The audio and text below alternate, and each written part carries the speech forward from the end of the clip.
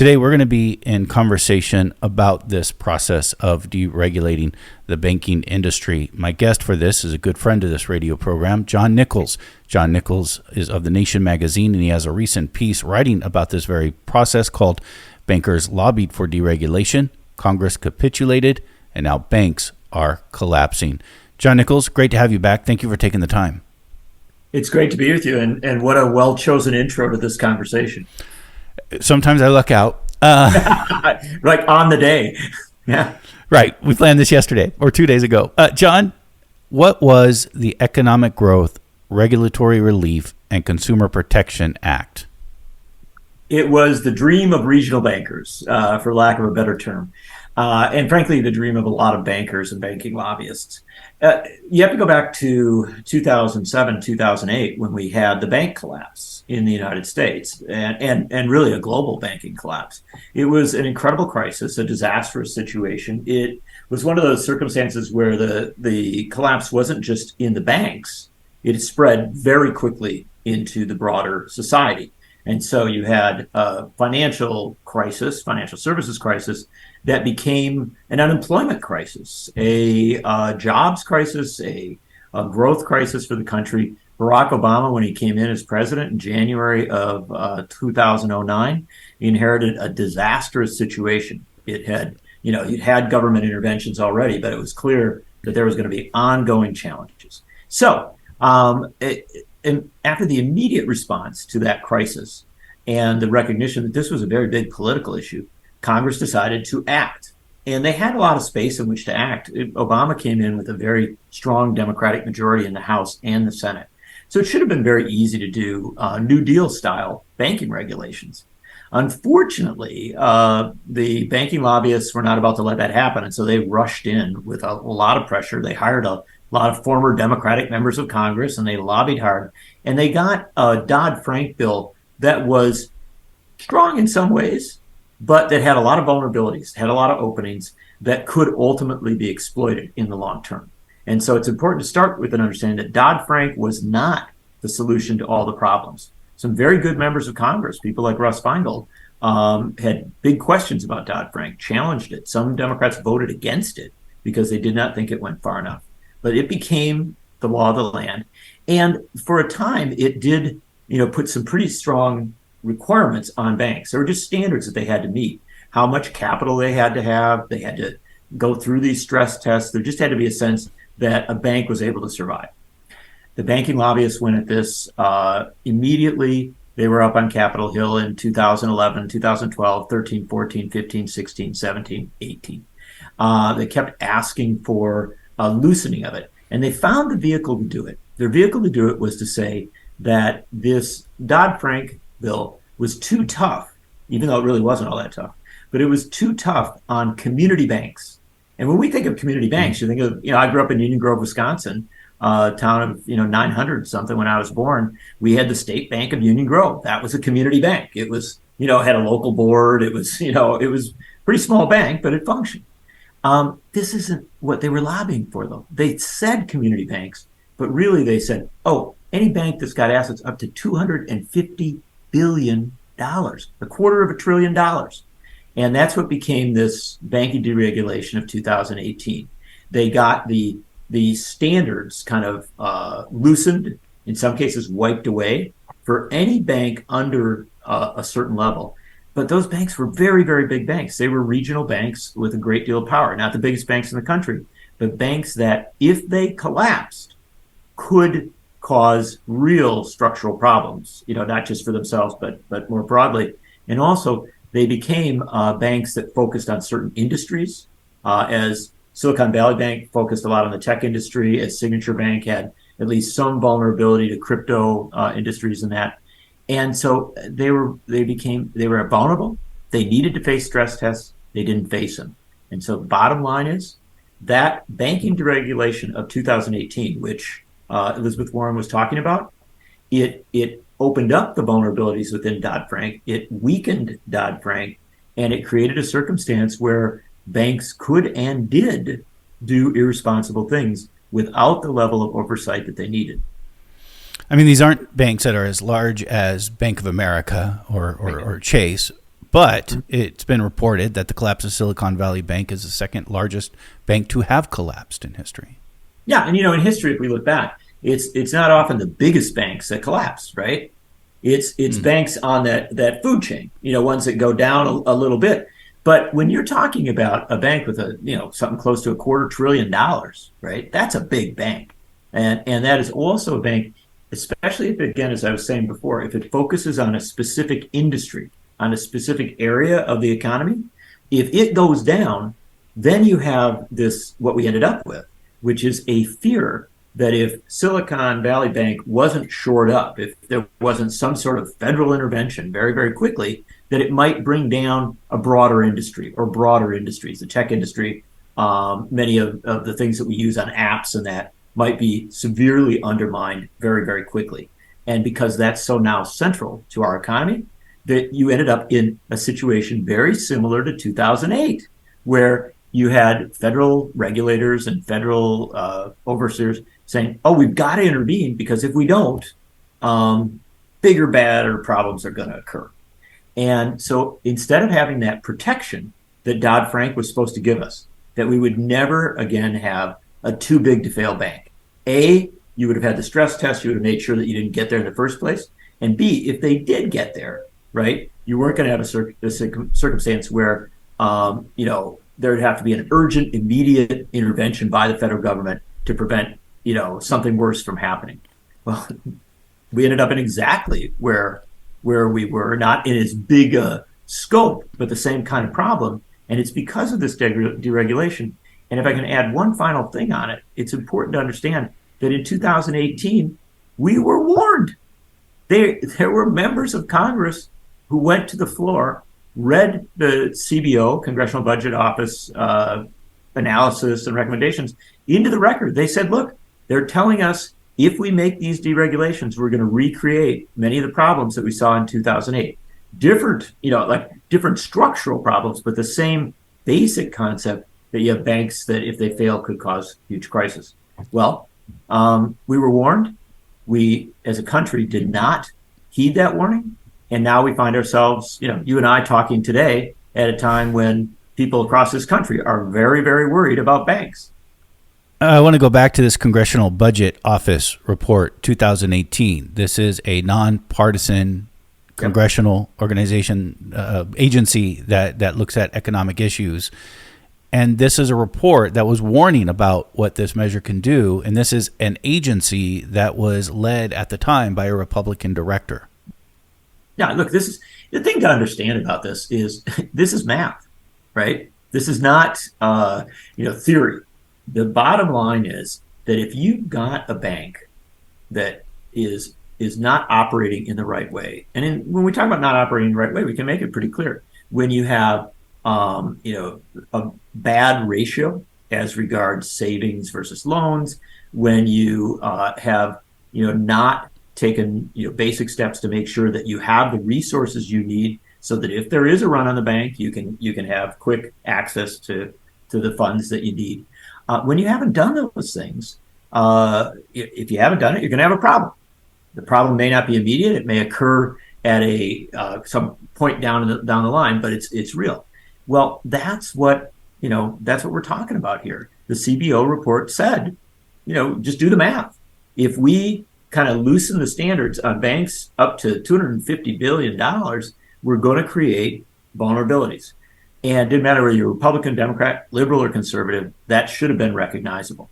The unfortunate reality is 50 Republican senators and 17 Democratic senators, including some very prominent Democrats, voted in favor of that deregulation. Over in the House, most Republicans, and I think it was 33 Democrats, voted for that deregulation. So you had strong bipartisan support for making a change that the CBO and other people warned us was a very bad idea.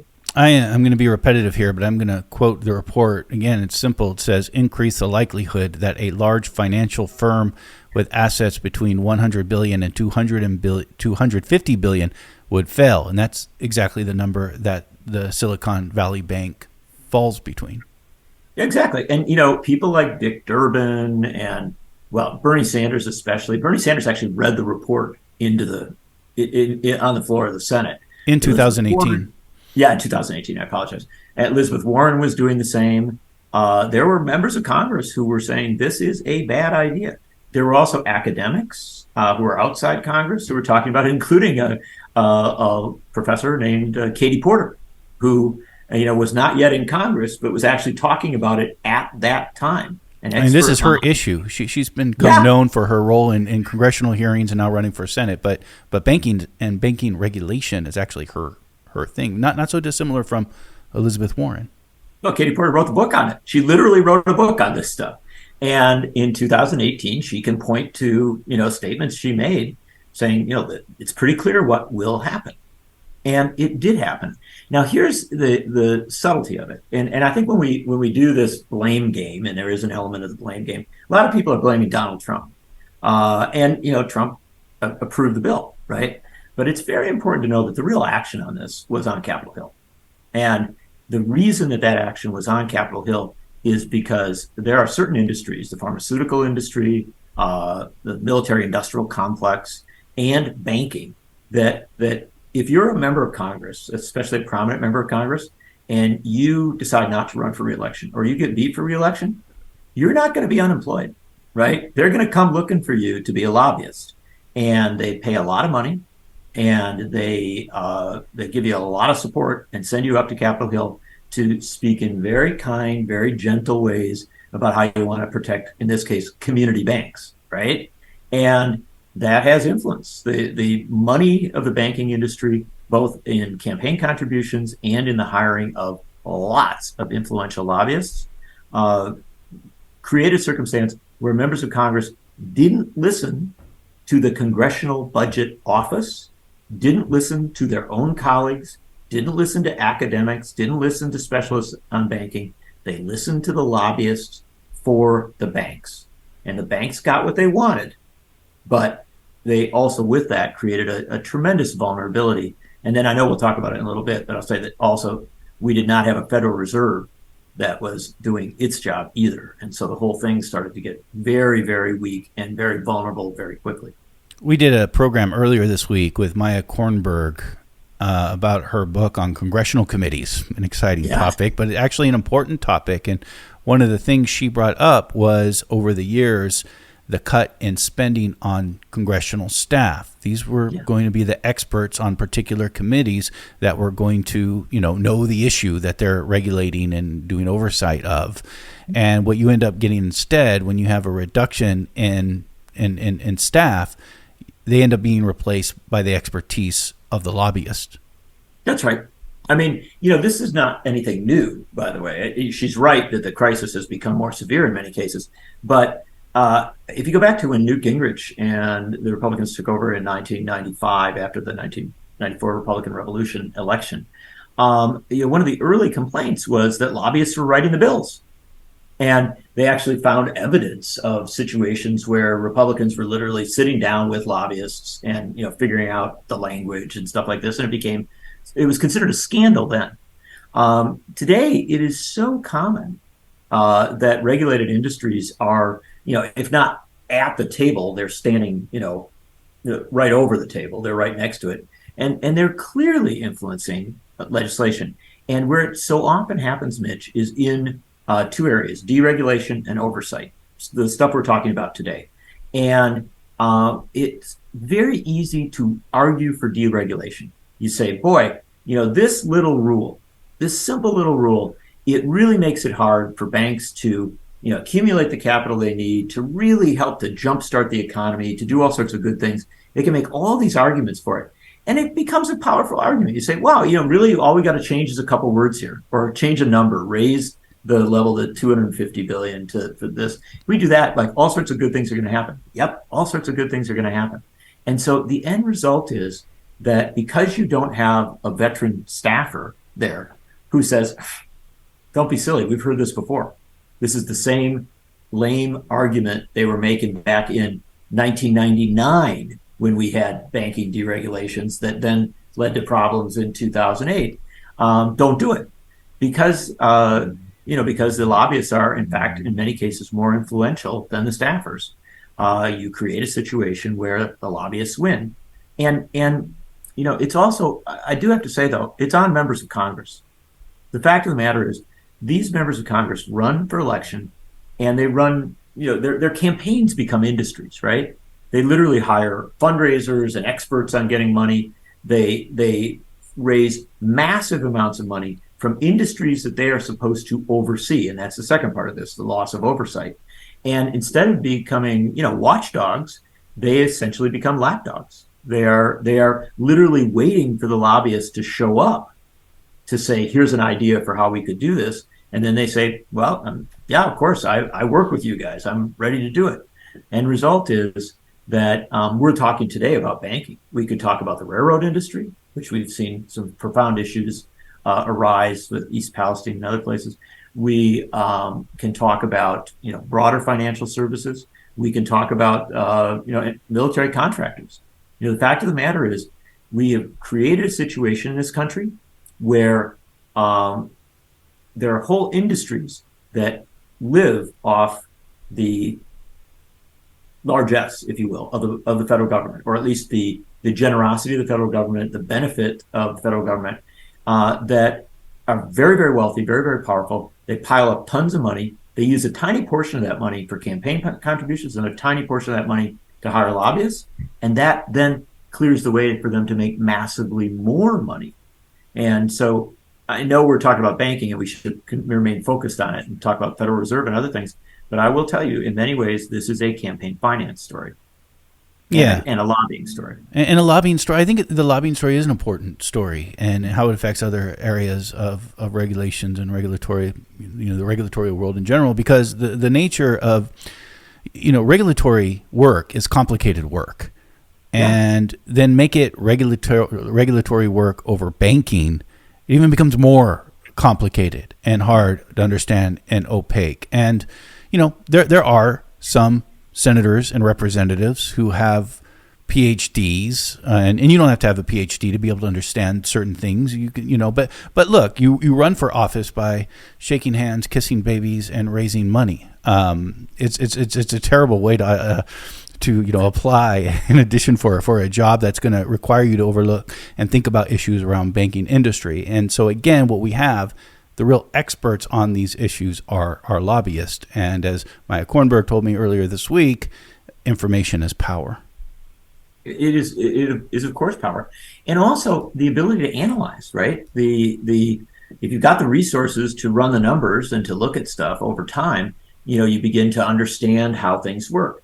Now with banking, because we're dealing with so much money, and we're dealing with the ability to make massively more money, you have lobbyists and others who figure out how to do what sounds like a minor change, and sounds like something, by the way, that you can make the media. And, a lot of the analysts say, wow, this just sounds great. It's a little change that's going to really free up a lot of the economy. Well, people have favorable opinions towards community banks. Of course I do. I mean, I still know the people who were the bankers in my small town when I grew up, right? Again, I grew up in a very small town. I knew Connie Martin. He was one of the bankers. My friend Mark Jansen's dad was the president of the bank, right? Now, the thing is, these people, these community bankers, in the old days, and even sometimes still in some small towns, especially in rural areas, they live in a house that's not much bigger than everybody else's house, right? They are part of the community. They may have a little more money, but they're not, they're not billionaires flying around in private jets. They are of the community. That's one thing. Even there, those bankers should be regulated. They should be subjected to stress tests. There's enough. I mean, it's not that hard to do this oversight, right? And banking inspectors, some states actually have pretty good banking inspection systems. But the community banker, you're right, people know, and people see in context. And one final thing, when that kind of community banker, the local banker, screws up, right? If they do something wrong and the local bank goes bad, right?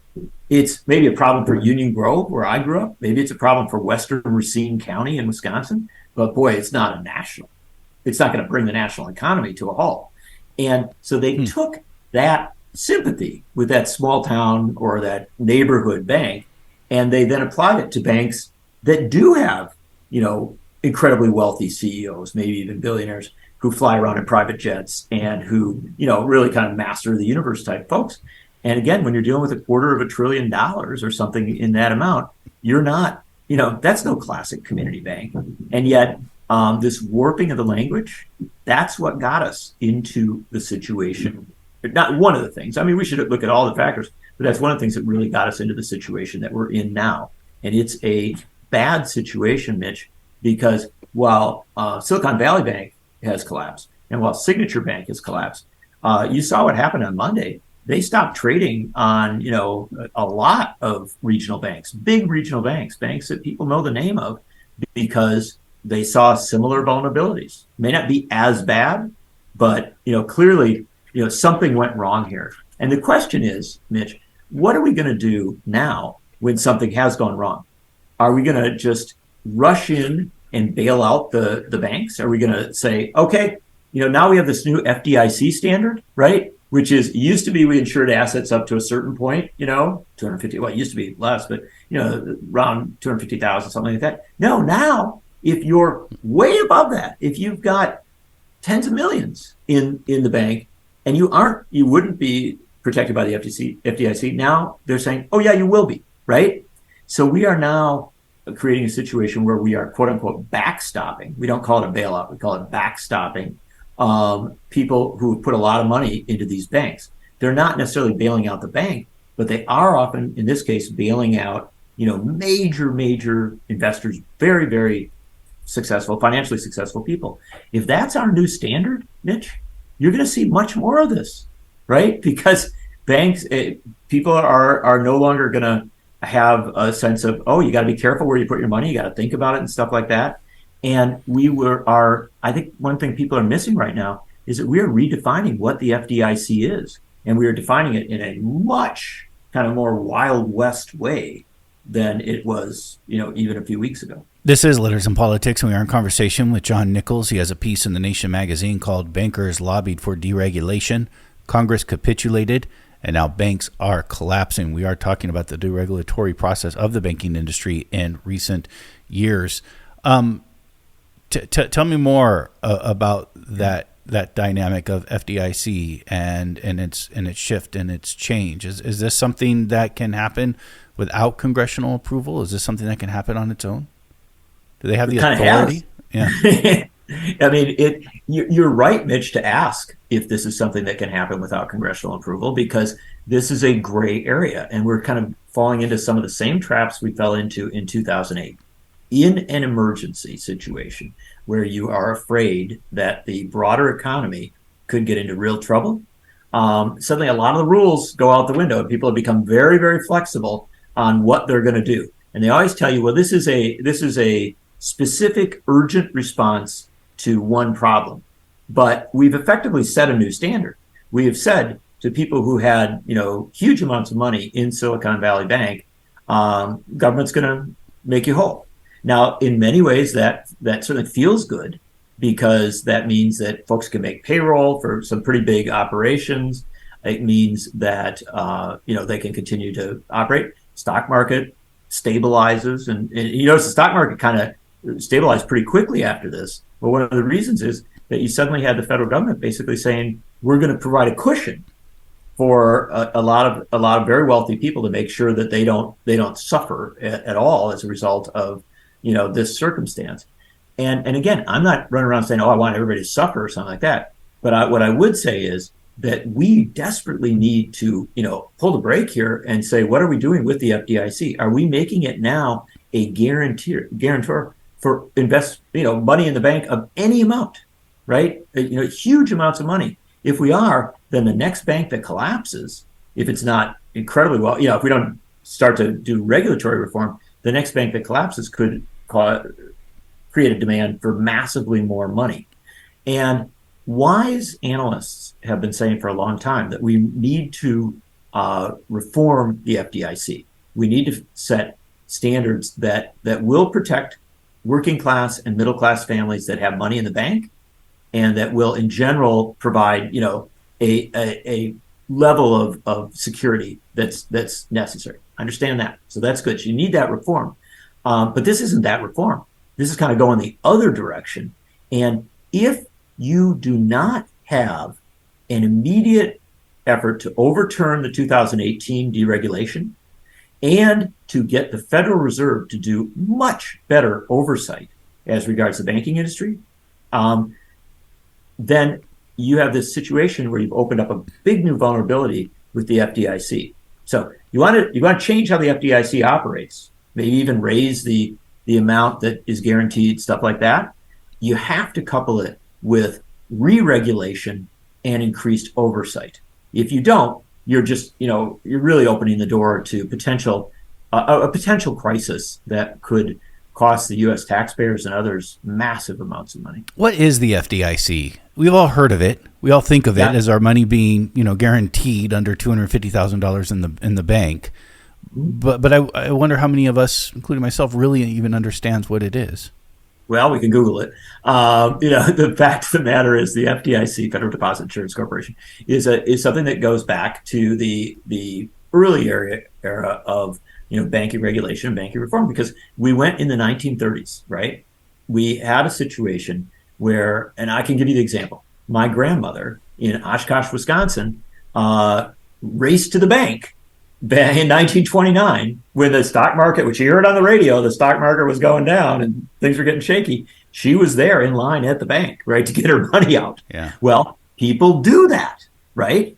How would you compare and contrast this, what we're talking about, the dynamic that's happened in a few years, and something that really stood out to me that you said earlier, that this was a lobbying effort that occurred year after year after year after year after the Dodd-Frank bill was put in place.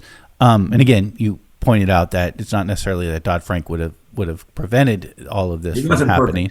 But this further deregulation that happened in 2018 specifically was talking about these banks that we're talking about who have collapsed recently. How would you compare and contrast that to what happened with GlassSteagall? GlassSteagall is a banking law from the New Deal era that separated your more traditional banks from investment banks.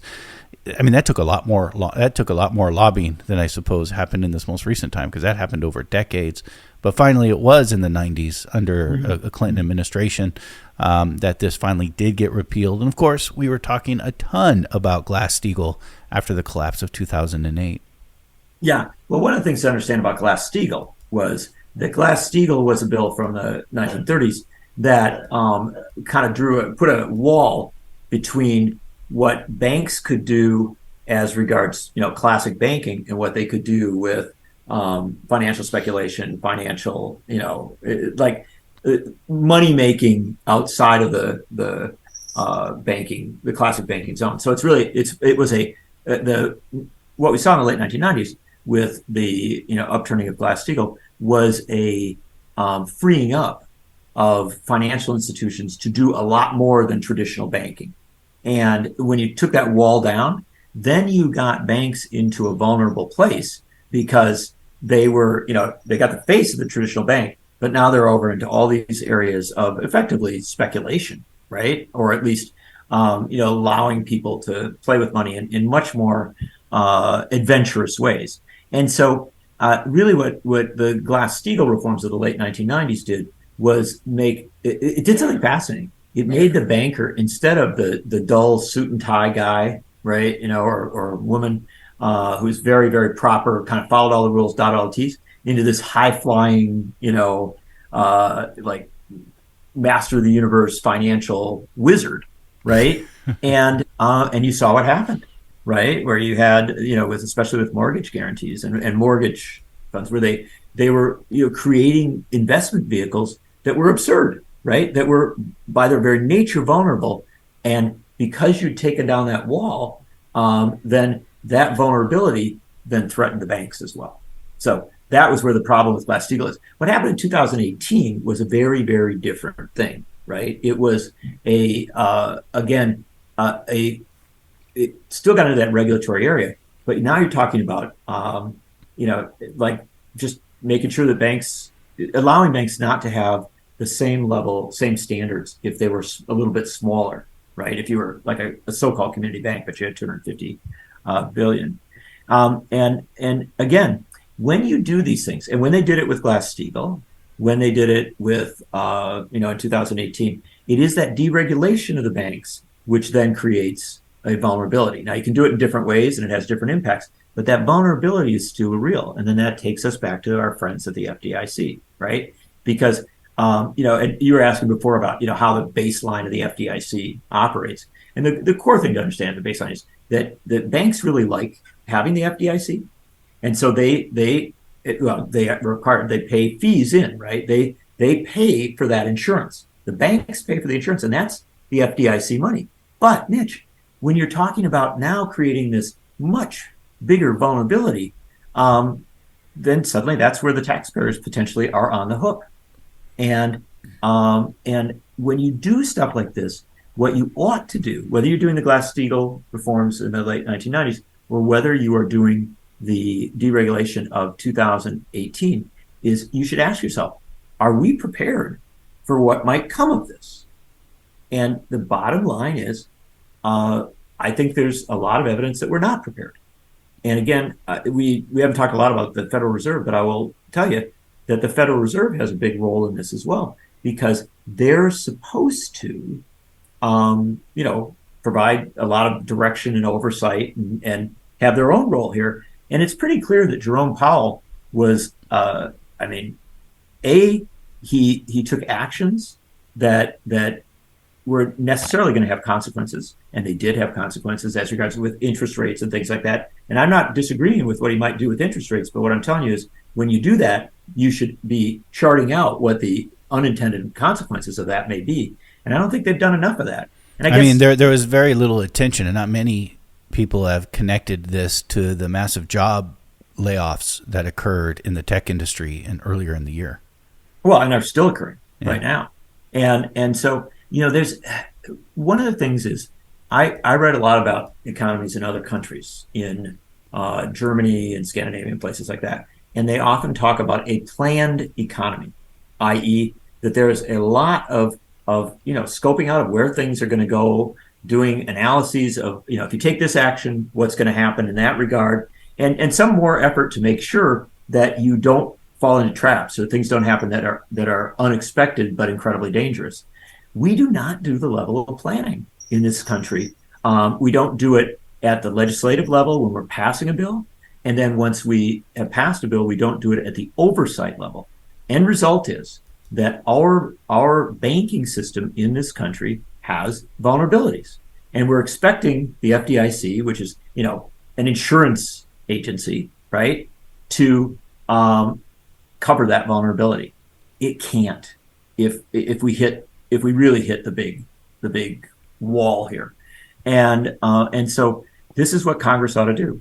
They ought to go back and they ought to get rid of that 2018 deregulation. It was a bad idea. They may keep some elements of it, but they should really rework that. They ought to look at FDIC reform and a lot of structural, oversight of how that works, and think of it, if you want to keep it working the same way it does. And finally, there has to be dramatically more congressional oversight of the Federal Reserve.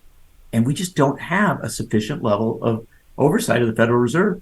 And so, you have the people become chair of the Federal Reserve who become effectively, again, their own kind of master of the universe. They're deciding what to do, and they're supposed to be geniuses and know what they're doing. Well, the Federal Reserve is a part of our current problem, and it ought to be, subject to oversight. And we'll always pressure. Remember we have the tyranny of the clock, but we'll always remember Alan Greenspan's infamous words in front of a congressional committee, is that basically his worldview was wrong. So, yeah, I know. And when they're wrong, that's a really big wrong. Yeah. John Nichols has been our guest. Again, his latest piece at The Nation magazine is called Bankers Lobbied for Deregulation. Congress Capitulated, and now banks are collapsing. You, of course, can read it at thenation.com. John Nichols, thank you so much. Thank you.